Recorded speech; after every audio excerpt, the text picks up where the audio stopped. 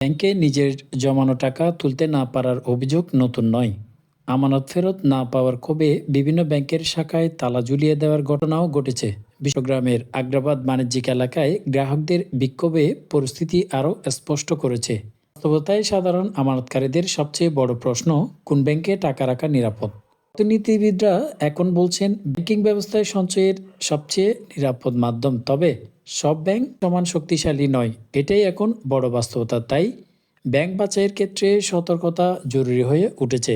মনে রাখতে হবে, বাংলাদেশের ব্যাংকিং খাত এখন পরিবর্তনের মধ্য দিয়ে যাচ্ছে, আর সব ব্যাংক সমান শক্তিশালী নয়। তাই সচেতন সিদ্ধান্তই হতে পারে আপনার সঞ্চয়ের সবচেয়ে বড় নিরাপদ। ব্যাংকগুলো তুলনামূলক ভালো অবস্থানে। বাজারে 31টি ব্যাংক তালিকাভুক্ত রয়েছে। 2024 সালের নিরীক্ষিত আর্থিক প্রতিবেদন সেশনে দেখা যায়, পারফরম্যান্স ও স্থিতিশীলতার ভিত্তিতে সরকারি ব্যাংক এগিয়ে রয়েছে।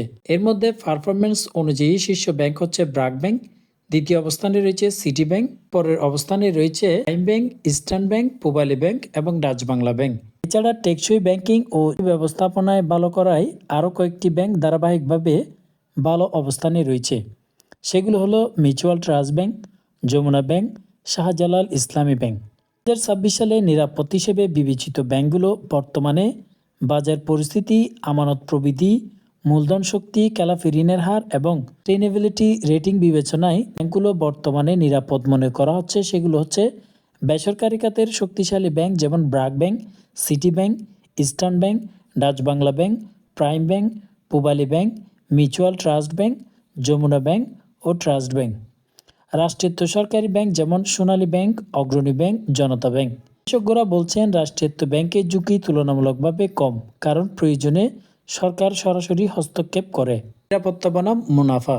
উচ্চ মূল্যস্ফীতির সময়ে সঞ্চয় করা কঠিন হলেও ছোট অঙ্কের নিয়মিত সঞ্চয় বড় অঙ্কে পরিণত হতে পারে।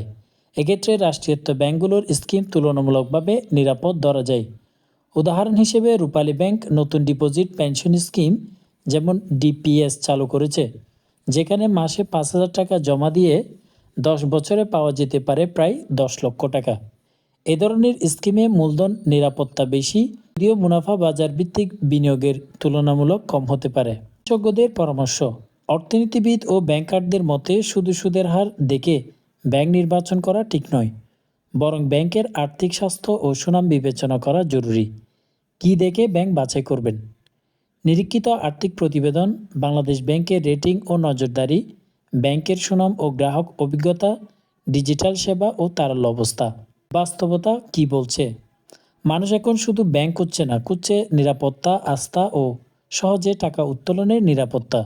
বর্তমান পরিস্থিতিতে একাধিক ব্যাংকে সঞ্চয় ভাগ করে রাখাটাও ঝুঁকি কমানোর একটি কার্যকর কৌশল হতে পারে। আগে নিরাপদ থাকতে চাইলে শক্তিশালী, সুশাসিত এবং পরীক্ষিত ব্যাংকেই রাখুন আপনার কষ্টার্জিত অর্থ।